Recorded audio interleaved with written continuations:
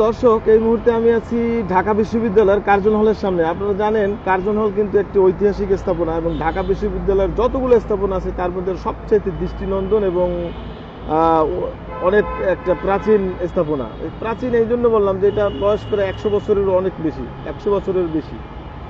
এই কার্জন হলটি কিন্তু এখন বর্তমানে ঢাকা বিশ্ববিদ্যালয়ের বিজ্ঞান ফ্যাকাল্টি হিসেবে এখানে কার্যক্রম চালু আছে। তো আমি আজকে ঘুরে ঘুরে দেখব কার্জন হলের চারপাশটা এবং ভিতরের যতদূর দেখানো সম্ভব হয়। আর কার্জন হল সম্পর্কে আপনারা হয়তো অনেক কিছুই ভালো, আমার চাইতেও অনেক ভালো জানেন, অনেক ইনফরমেশন আজকাল সহজেই আমরা পেয়ে যাই। তো তারপরে আমি জানাতে চাই যে এই কার্জন হলের ইতিহাসের সাথেই কিন্তু জড়িয়ে আছে 47-এর দেশভাগ, 52 ভাষা আন্দোলন, 69-এর গণঅভ্যুত্থান, বড় বড় সেই দুনিয়া কাঁপানো আন্দোলনের ইতিহাস কিন্তু জড়িয়ে আছে এই কার্জন হলের সাথে। তো চলুন আজকে ঘুরে আসা যাক কার্জন হলের থেকে, এবং আমি যতটুকু পারি আপনাদের ঘুরে দেখাবো। চলুন।